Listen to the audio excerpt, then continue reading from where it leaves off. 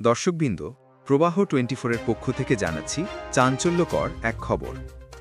এক রাতে গাজীপুর জুড়ে 3টি বাসে দুর্বৃত্তরা আগুন ধরিয়ে দিয়েছে। ঘটনাগুলো ঘটেছে একই রাতে বাসন, কাশিমপুর ও শ্রীপুরে।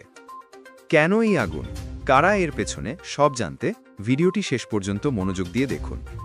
আর অবশ্যই লাইক দিন, কমেন্ট করুন এবং প্রবাহ 24 সাবস্ক্রাইব করুন নতুন সব ব্রেকিং নিউজ সবার আগে পেতে। বুধবার ভোর 4:30টার দিকে গাজীপুর মহানগরের ভোগড়া বাইপাসের পেয়ারা বাগান এলাকায় দাঁড়িয়ে থাকা ভিআইপি পরিবহনের একটি বাসে দুর্বৃত্তরা পেট্রোল ঢেলে আগুন ধরিয়ে দেয়। মুহূর্তের মধ্যে আগুন ছড়িয়ে পড়ে পুরো বাসে, আর দুর্বৃত্তরা পালিয়ে যায় অন্ধকার গলিতে। স্থানীয়দের অভিযোগ, ঘটনাস্থলের কাছে ফায়ার স্টেশন, তবুও আগুন নিয়ন্ত্রণে আসতে সময় লেগে যায়। ফায়ার সার্ভিস বলছে, নিরাপত্তার স্বার্থে প্রথমে পুলিশকে জানানো হয়, তারপর যৌথভাবে আগুন নিয়ন্ত্রণে আনা হয়। সৌভাগ্যবশত কোনো হতাহতের ঘটনা ঘটেনি।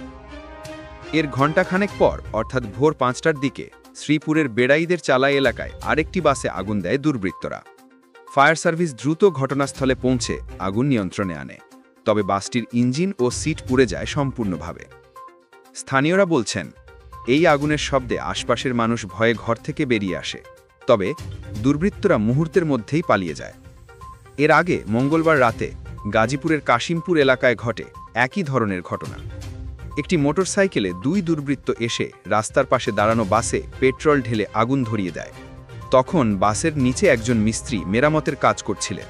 তার প্রাণহানির ঝুঁকি থাকলেও স্থানীয়দের প্রচেষ্টায় আগুন দ্রুত নিভিয়ে ফেলা হয়। ওসি মোহাম্মদ মনিরুজ্জামান বলেন, 3টি ঘটনায় আমরা তদন্ত করছি। অগ্নিসংযোগকারীদের শনাক্তে অভিযান চলছে। এক রাতে 3 বাসে আগুন, এতে গাজীপুর জুড়ে আতঙ্ক ছড়িয়ে পড়েছে। মানুষের প্রশ্ন, এটি কি কোনো সংগঠিত নাশকতা নাকি রাজনৈতিক বার্তা? পুলিশ ও ফায়ার সার্ভিস দুপক্ষই বলছে, যে কোনো মূল্যে অপরাধীদের শনাক্ত করে আইনের আওতায় আনা হবে। দর্শকবৃন্দ, টানা এই আগুনের ঘটনাগুলো আমাদের সবাইকে ভাবাচ্ছে। রাতের অন্ধকারে যারা এমন নাশকতা চালাচ্ছে, তাদের উদ্দেশ্য কি? আপনি কি মনে করেন, এটা কি পরিকল্পিত? আপনার মতামত কমেন্টে লিখে জানান। ভিডিওটি ভালো লাগলে লাইক দিন, শেয়ার করুন, আর নতুন সব ব্রেকিং নিউজ পেতে প্রবাহ 24 সাবস্ক্রাইব করুন এখুনি।